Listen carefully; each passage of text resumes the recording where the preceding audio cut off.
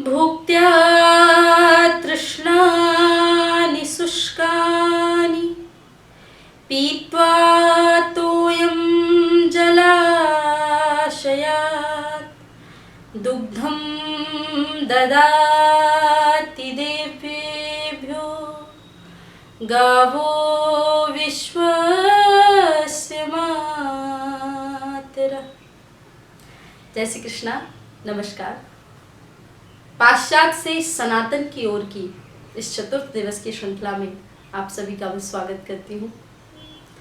आज का विषय है पंचगव्य एवं औषधि।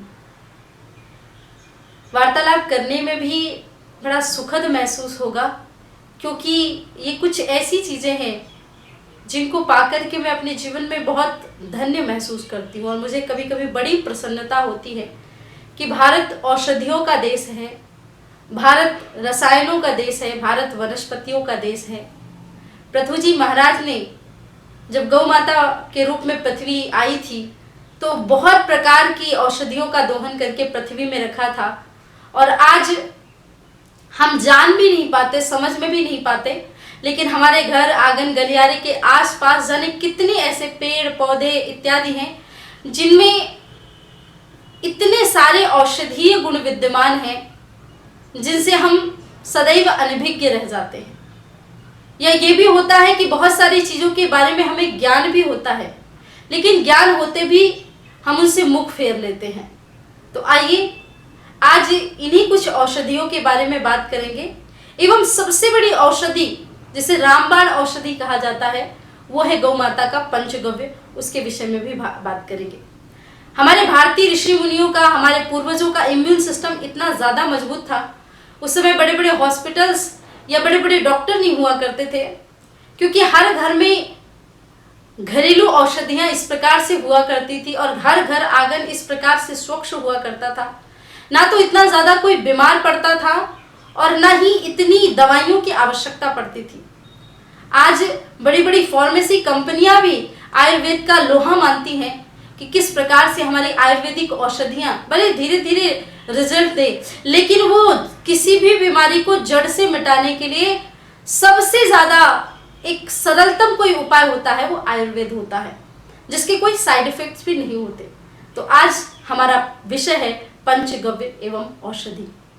तो सर्वप्रथम हम बात करते हैं पंचगव्य की, क्योंकि सनातन धर्म की मान्यता के अनुसार गौ माता को हमारा ही नहीं बल्कि संपूर्ण विश्व की, गावो विश्वस्य मातरः, संपूर्ण विश्व की माँ बताया गया है। कामधेनु माता समुद्र से प्रकट होने के बाद संपूर्ण विश्व में, संपूर्ण सृष्टि में अपने पंचगव्य के माध्यम से लोगों को फलीभूत करती आई हैं। मैं सदैव एक छोटा सा दृष्टांत सुनाती हूँ। जब भी मैं किसी अहीर के या किसी किसान के घर में जाती हूँ, ऐसा व्यक्ति जो गौ पालन करने के बाद गौ माता का दुग्ध बेच करके अपने जीवन को यापन करता है, और जब वो मुझे बड़ी गर्व से बताता है कि दीदी ये सारी गायों को मैं पालता हूँ, दीदी ये सारी गायों को मैं पालता हूँ, दीदी ये सारी गायों को मैं पालता हूँ, तो मैं उससे बड़े सहज भाव में कहती हूँ कि भैया आप गलत हैं। इन गायों को आप नहीं पाल रहे हैं, ये गाय आपके पूरे परिवार को पाल रही हैं। वास्तव में गौ माता एक पूरे परिवार का भरण पोषण कर सकती हैं। तो एक गौ माता के अंदर उनके शरीर से लेकर के उनके गौमूत्र, उनके गोबर, दूध, दही, घी इत्यादि का क्या महत्व है, हम थोड़ा सा विस्तृत रूप से जानते हैं। पंचगव्य, गौ माता का दूध अमृत के समान है। गौ माता का दुग्ध ऐसा व्यक्ति, चाहे वो बच्चा हो, बूढ़ा हो, जवान हो, हर वर्ग का व्यक्ति गौ माता का दुग्ध पान कर सकता है। गौ माता के दुग्ध से बड़ी बीमारियां एक झटके में चली जाती हैं। पंचगव्य की महिमा इतनी महान है कि पंचगव्य के विभिन्न प्रकार के देव भी हैं। जिस गाय के पीछे स्वयं भगवान कृष्ण गैया चराते हुए घूमे हों, आप सोचिए उस गाय का महत्व कितना होगा और उस गाय के पंचगव्य का कितना महत्व होगा। यहाँ तक कि कहा जाता है कि गौमूत्र के देवता वरुण है, दूध के देवता चंद्र है, गोबर के देवता अग्नि है। इसी प्रकार से गौ माता के गौमूत्र में गंगा इत्यादि नदियों का वास होता है। गौ माता के गोबर में लक्ष्मी का वास होता है। इसीलिए पहले के जमाने में कोई भी पूजा अर्चना हम करते थे तो गोबर से लीप करके उस स्थान की पूजा की जाती थी, उसका शुद्धिकरण, उसका पवित्रीकरण किया जाता है। संस्कृत में एक श्लोक आता है पवित्रीकरण करने के लिए कि या स्मृत पुंडरीकाक्ष सभा यंत्रम शुचि।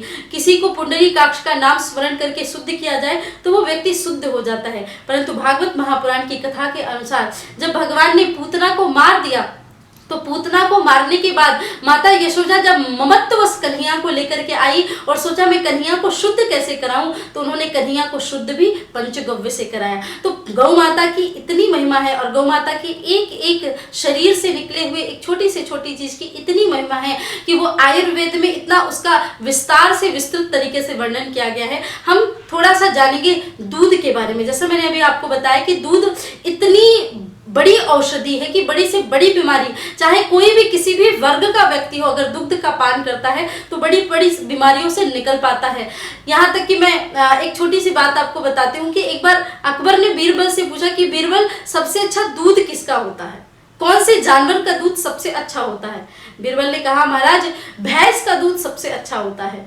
तो अकबर ने कहा आप तो हिंदू हैं, हिंदू मान्यताओं के अनुसार आप सभी कहते हैं कि गाय का दूध सबसे अच्छा होता है। बीरबल ने कहा महाराज आपने पूछा कौन से जानवर का दूध अच्छा होता है, तो मैंने बताया भैंस का दूध अच्छा होता है। पर हम गाय को जानवर नहीं मानते, गाय तो हमारी माँ है और हमारी ही नहीं संपूर्ण विश्व की माँ है। रही बात आपने दूध की पूछी, दूध किसका अच्छा होता है, तो मैंने आपको बताया कि भैंस का दूध अच्छा होता है। पर गाय का दूध दूध नहीं, वो तो अमृत के समान होता है, जिसको पीने के बाद बड़ी से बड़ी व्याधियां, बड़ी से बड़े रोग, बड़े से बड़ी बीमारियां भी क्षण भर में गायब हो सकती है।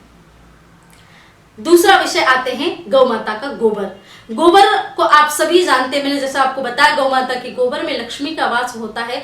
गौ माता के गोबर से आज विभिन्न विभिन्न प्रकार के खादी के उद्योग प्रारंभ हो गए हैं, जैसे कि कागज हो गया, जैसे कि बैग्स हो गए।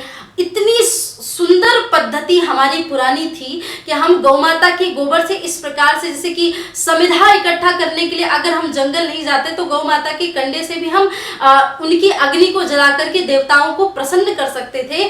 गौ माता के गोबर से निकली हुई राख तक की इतने ज्यादा आयुर्वेदिक और इतने सुंदर उसके सैद्धांतिक महत्व है कि उससे भी बड़ी से बड़ी बीमारियां दूर हो जाती है। यहाँ तक कि लोग गौ माता के शुद्ध गोबर से उसको जलाने के बाद दंत मंजन का इस्तेमाल करते थे और पायरिया जैसी बड़ी बड़ी बीमारियां गौ माता के गोबर की राख से ठीक हो जाती थी। गोबर को घर में लीपने से एक सबसे बड़ी एंटी बैक्टीरियल फिनाइल का काम करता है। आजकल मार्केट में आने वाला फिनाइल, उससे आपको लगता है फर्श तो साफ होता है, लेकिन आपके बच्चे अगर उसी फर्श में खेलते हैं वो कहीं ना कहीं पॉइजन का भी काम करता है। लेकिन अगर हम गोबर को, क्योंकि आधुनिक कंक्रीट के घर बनने लगे हैं, बड़े बड़े फर्श टाइल्स इत्यादि बनने लगे हैं, तो गोबर कि वो उस पद्धति ही नहीं रहेगी। लेकिन पंचगव्यों का अर्क बना करके अगर आप अपने घर में उसका छिड़काव भी करें तो कहीं ना कहीं ये जो केमिकल रूपी जो घर में चारों तरफ, चाहे फर्नीचर का केमिकल हो, चाहे आपके फर्श से निकले हुए फिनाइल का केमिकल हो, चाहे आपके घर की लाइट से आ रही हुई कोई गलत निगेटिव शक्ति हो, उन सभी को अगर आप पंचगव्य के अर्क का छिड़काव करते हैं तो ये सारी बुरी शक्तियां, सारी निगेटिव एनर्जी तो मर जाती है, सारे केमिकल्स तो मर जाते हैं और आपके घर में एक सुंदर सात्विक ऊर्जा बनी रहती है। गौमूत्र, गौ माता की गौमूत्र की इतनी महिमा बताई कि बड़ोदरा के कॉलेज से लेकर के देश के विभिन्न विभिन्न क्षेत्रों में अनुसंधान में जब सर्च किया गया तो पता चला कि किडनी के विकार से लेकर के कैंसर की बड़ी बड़ी बीमारियां भी गौ माता के गौमूत्र अर्क से ठीक की जा सकती हैं। गौ माता का गौमूत्र यहाँ तक कि कुष्ठ रोग से लेकर के, आपने देखा होगा कभी कभी शरीर में विभिन्न स्थानों पर ऐसे विभिन्न प्रकार के दाग बन जाते हैं, हमें पता भी नहीं चलता। उन सभी प्रकार की खाज इत्यादि चीजों को लेकर के भी अगर गौ माता का गौमूत्र नित्य प्रति पान किया जाए और पानी, नहाने के पानी में 2-4-10 बूंदे गौ माता के गौमूत्र की डाल दी जाए तो शरीर से बड़ी व्याधियां, बड़ी से बड़ी बीमारियां क्षण भर में गायब हो जाती हैं। गौ माता का दूध एवं दही, दूध की महिमा तो मैंने आपको बता दी। आजकल होड़ है जमाने में, लोग फास्ट फूड खाते हैं, स्ट्रीट फूड खाते हैं और फिर शरीर को इतनी चर्बी शरीर की बढ़ा लेते हैं, इतनी चर्बी बढ़ा लेते हैं और फिर वो वर्कआउट करते हैं, एक्सरसाइज करते हैं, खाने के नाम पे दुनिया भर के तरह तरह के पैक्ड वीगन पदार्थ लेकर के आते हैं कि इनको खाने से मैं ठीक हो जाऊंगा। लेकिन आपको नहीं पता कि उन सामग्रियों में भी जो बाहर से आप खरीद के लाते हैं वो प्रिजर्वेटिव से यूज होते हैं और प्रिजर्वेटिव से बनी हुई चीजें आप अगर शरीर में डालेंगे वो कहीं ना कहीं आपको नुकसानदेह होगी। हर दिन रोज सुबह उठ करके अगर गौ माता का ठंडा ठंडा छाछ पीजिए, ठंडा ठंडा दही खाइए, वो आपके शरीर के वेट लॉस के लिए तो अच्छा होता ही है, बल्कि आपके शरीर के हर एक सुंदर भाग को, आपकी स्किन को ग्लोइंग बनाता है। आपके शरीर, बहुत सारे लोगों को बालों की प्रॉब्लम होती है। मेरी दादी जब मैं छोटी थी तो मैं कहती थी कि मेरे बालों में खुजली हो रही, तो मेरी दादी मुझे छाछ से स्नान कराती थी और क्षण भर में बाल इतने सुंदर चमकदार साफ हो जाते थे और वो खुजली भी गायब हो जाती थी। ये दादी, नानी और हमारे पूर्वजों की जो होम रेमेडीज होती थी वो ऐसे व्यर्थ नहीं होती थी। आज भी आप देखेंगे आपके पूर्वज, आपके घर वाले, आपके दादा दादी, उनकी स्किन कितनी ग्लोइंग होंगी, आप उनकी बाल, उनके त्वचा इत्यादि, क्योंकि उन्होंने आयुर्वेद को बहुत करीब से देखा है। घी की बात करते हैं, बहुत सारे लोगों को अस्थमा की प्रॉब्लम होती है। गौ माता का देसी घी दूध में डाल करके आप अगर पीते हैं, अस्थमा जैसी बीमारियां ठीक होती हैं। आपके साइनस की, आपके यहाँ प्रॉब्लम होती है, परेशानी होती है, माइग्रेन की तकलीफ होती है, आप गौ माता का गौ अर्क घी, आप उस गौ घी के अर्क को नाक में अगर 2-2 बूंद रोज डालते हैं तो 30 दिन के अंदर माइग्रेन की बड़ी से बड़ी समस्या भी ठीक हो जाती है, साइनस की बड़ी से बड़ी समस्या भी ठीक हो जाती है। तो ये तो बात हो गई पंचगव्य के अलग अलग प्रकार के जो विभिन्न, जैसे गौ माता का दूध है, दही है, घी है, गोबर है, गौमूत्र है, इनके अपने क्या फायदे हैं। अब बात की जाए पूरे पंचगव्य की, तो मैंने महाराष्ट्र, गुजरात, बहुत सारी ऐसी जगहों में देखा है जहां गोबर, गौमूत्र और इन सभी चीजों को मिलाकर पंचगव्यों से ऐसी सुंदर जैविक खेती की जाती है, ऐसी सुंदर सात्विक खेती की जाती है। मैंने देखा है कि बाहर आप यूरिया इत्यादि फर्टिलाइजर से मिक्स खाद लेकर के आते हैं और उस प्रकार की इतनी भारी मात्रा में खेती नहीं हो पाती है, इतनी सुंदर फसल नहीं आती जितनी सुंदर फसल देसी गौ माता की गोबर से होती है। तो आप अगर देखेंगे कि गौ माता सर्व प्रकार से, चाहे उसका आयुर्वेदिक महत्व हो, चाहे उसका वैज्ञानिक महत्व हो, चाहे उसका सैद्धांतिक और चाहे उसका आध्यात्मिक महत्व हो, हर प्रकार से गौ माता हमें सब कुछ देती ही है, हमसे बदले में कुछ भी नहीं लेती है। इसलिए बहुत आवश्यक है गौ संवर्धन करें, गौ वंश का संवर्धन करें, गौ माता की रक्षा करें। आज जिस प्रकार से सरेआम बूचड़ खाने खोले जा रहे हैं, गौ माता की हत्या हो रही है, गौ माता के मांस के नाम पे विदेशों में जिस प्रकार से भारत देश से गौ माता का मांस जा रहा है, कहीं ना कहीं धरती अभिशाप दे रही है। इसलिए गौ माता की इन सभी चीजों को अगर जीवन में पाना चाहते हैं, उसके लिए सबसे ज्यादा आवश्यक है कि हमें गौ रक्षा और गौ संवर्धन पे भी ध्यान देना होगा। ये तो है कुछ वैज्ञानिक महत्व गौ माता के पंचगव्य के, परंतु हिंदू मान्यताओं के अनुसार जिस घर में गौ माता होती है उस घर से जितनी भी नकारात्मक ऊर्जा है वो चली जाती है। इसलिए हर हिंदू को अपने घर में एक एक गौ माता रखनी ही चाहिए। कहते हैं कि हम आजकल फ्लैट में रहते हैं, बड़े बड़े घरों में रहते हैं, गौ माता कैसे रख सकते हैं? तो आपके शहर में जो भी कोई एक गौशाला है, अपने नाम से एक गौ माता वहां पे दान करके आइए और उसकी हर हफ्ते जाकर के अच्छे से देखभाल करिए और उसका ताजा दूध, दही इत्यादि आपके घर को ही मिलेगा और आपके घर में ही सुचारू रूप से आप अपने बच्चों को सुंदर तरीके से पाल सकते हैं। कहते हैं गौ माता जिस घर में बधी होती है उसके रेडिएशन से आसपास के जितने भी निगेटिव चीजें, मोबाइल से निकली हुई बुरी वाइब्स, कैमरे, कंप्यूटर इत्यादि से निकली हुई नकारात्मक ऊर्जा गौ माता सबको मिटा देती है। गौ माता के शरीर में हाथ फेरने से ब्लड सर्कुलेशन बढ़ता है और हमारी इंद्रियों में, क्योंकि गौ माता सबसे शांत प्राणी है, हमें पूरे दिन भर में इतना क्रोध आता है, इतना क्रोध आता है, तो जब गौ माता के शरीर में हम हाथ फेरते हैं तो कहीं नहीं हमारे शरीर में जितनी भी क्रोध से जुड़ी हुई निगेटिव चीजें होती है वो धीरे धीरे शांत होती हैं और हम कहीं ना कहीं एक शांति की ओर, हमारा मनो मस्तिष्क ठीक तरीके से जाता है। आपने कभी विचार किया है कि पंचगव्य के माध्यम से इन आयुर्वेदिक चीजों को हम नित्य घर में इस्तेमाल करके अपने जीवन को कितना सुखी और खुशहाल बना सकते हैं। और एक तरफ दूसरी तरफ आयुर्वेदिक औषधियों की बात करें अगर, तो आप अपने घर के आसपास नजर घुमा करके एक बार देखेंगे तो कितना सुंदर वातावरण आपके है। इतने सारे छोटे छोटे पेड़ पौधे इत्यादि, हम उनको ऐसे नजरअंदाज कर देते हैं, लेकिन हमें उन्हें पता भी नहीं होता कि उन सभी छोटे छोटे पेड़ पौधों में ना जाने कितने रासायनिक गुण, कितने आयुर्वेदिक महत्व, और वो इतने लाभकारी हैं कि आपकी छोटी छोटी सभी जो परेशानियां हैं उनको क्षण भर में ऐसे दूर कर देते हैं। आप कभी नजर घुमा करके देखो तो हमारे आसपास इतने सारे पेड़ पौधे हैं जिनके बारे में हमें पता होते हुए भी हम अनभिज्ञ हो जाते हैं, जबकि वो पेड़ पौधे किसी ना किसी तरह एक संजीवनी का काम करते हैं, हमें पुनर्जीवन देने का काम करते हैं, और हम जान करके भी उन पेड़ पौधों को देख करके भी अनदेखा करते हैं। तो आइए आज हम कुछ उन्हीं औषधियों के बारे में जो हमारे घर में, हमारे आंगन में, आसपास कहीं ना कहीं होती हैं, हम कुछ 10 से 12 ऐसी औषधियों के बारे में बात करते हैं जिससे आपकी लाइफ, आपका जीवन तो ऐसे बदल जाएगा, बल्कि आपकी दिनचर्या में भी इतना सुंदर प्रभाव पड़ेगा कि आपको अपने आप में अच्छा लगेगा कि कहाँ मैं केमिकल से भरी हुई चीजों को इस्तेमाल कर रहा था और कहाँ मैं अब प्रकृति की तरफ बढ़ रहा हूँ। क्योंकि जब से कोरोना नामक की महामारी आई है, पूरी दुनिया सीधे सीधे भारतीय संस्कृति की तरफ शिफ्ट हो रही है और हम भारतीय ही अपनी संस्कृति को देख करके अनदेखा कर रहे हैं। हमारी पहली औषधि है जल।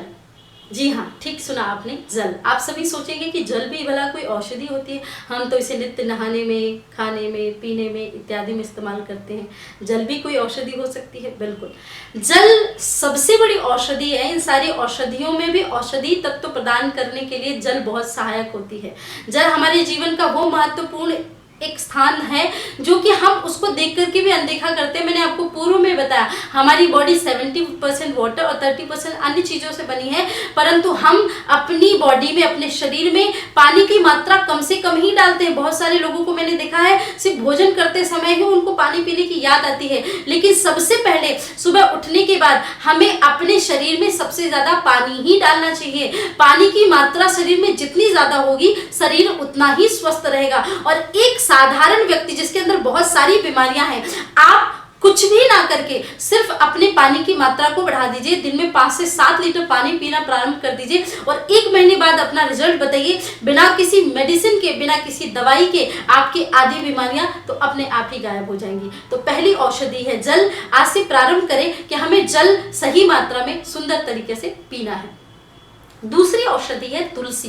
तुलसी माता के वैज्ञानिक गुण इतने ज्यादा हैं कि सबसे पहली बात, तुलसी माता 24 घंटे ऑक्सीजन देती हैं। तुलसी का जो पौधा अगर हम घर पे लगाते हैं तो कितने सारे फायदे होते हैं। पुराने समय में तुलसी का काढ़ा पिलाया जाता था, जिससे कि खांसी इत्यादि, जुकाम में बड़ी बड़ी बीमारियां भी तुलसी माता के उस छोटे से पत्तियों से एक झटके में गायब हो जाती थी। हमारी तुलसी माता अपने आप में इतनी बड़ी औषधि है कि तुलसी का जल अगर हम पूरी रात भर तुलसी को जल के साथ भिगो करके रखें और सुबह सुबह अगर किसी कैंसर के मरीज को, किसी दमा के मरीज को, किसी अस्थमेटिक मरीज को अगर वो पानी पिलाया जाए तो वो बीमारी भी धीरे धीरे धीरे धीरे अपने आप नष्ट हो जाती है। तुलसी के आध्यात्मिक महत्व तो आप सभी जानते हैं, भगवान बिना तुलसी के भोजन नहीं करते।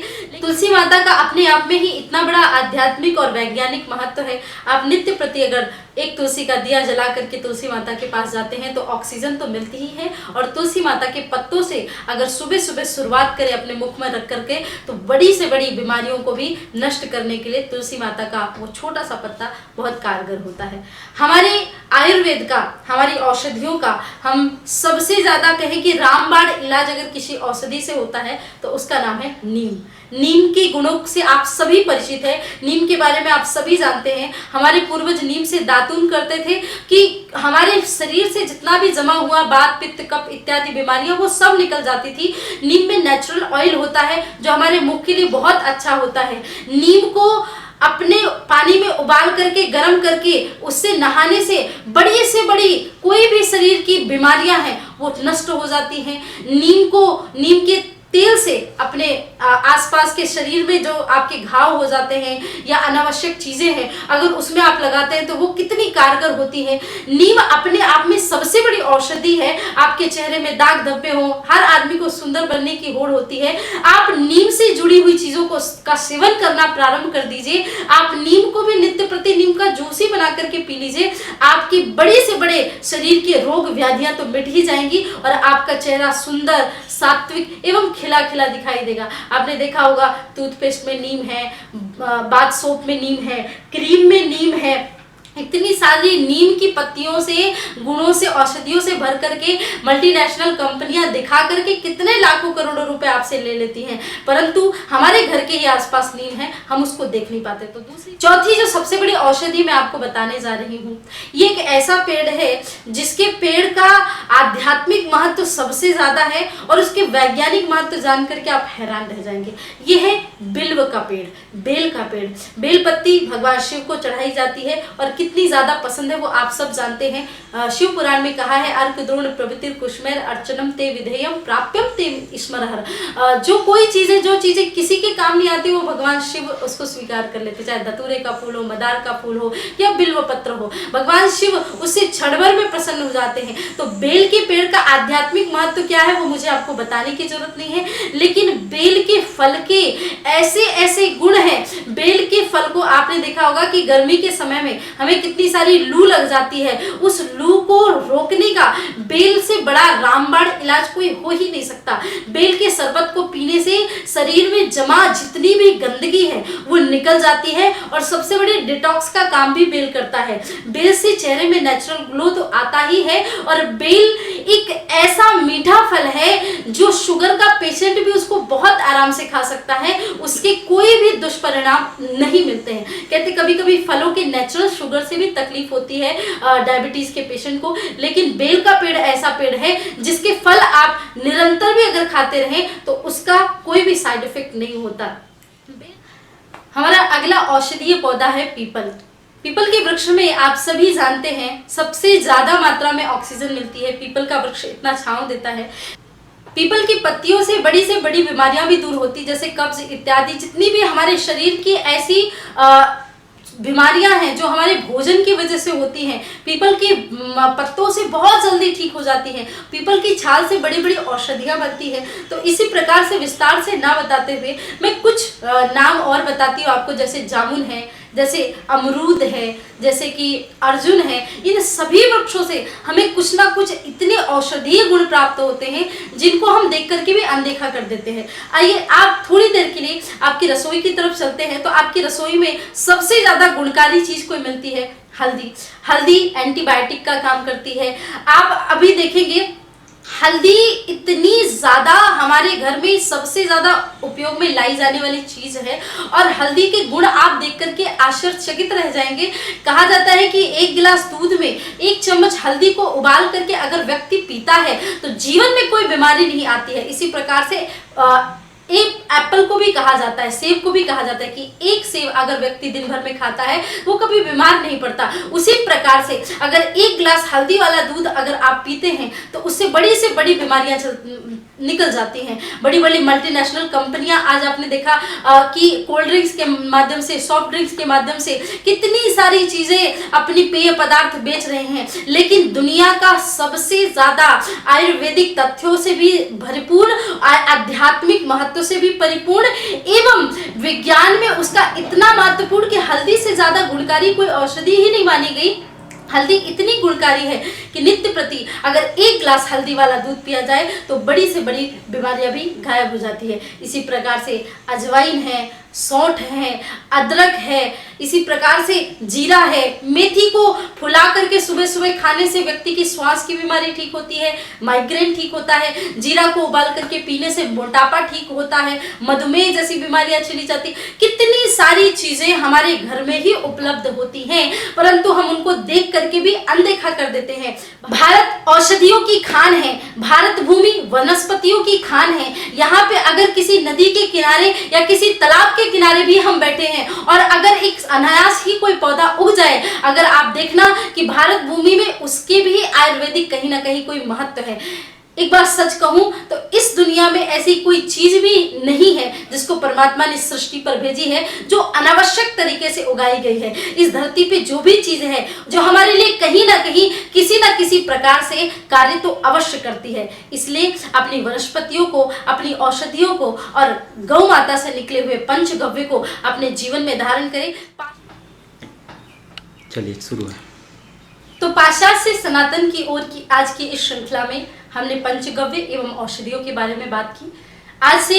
आज की श्रृंखला में विदा लेने से पहले मैं आपसे इतना ही कहना चाहूंगी कि इन औषधियों का और इन पंचगव्यों का हमारे जीवन में बहुत महत्वपूर्ण योगदान है और आप इन्हें पहचानिए।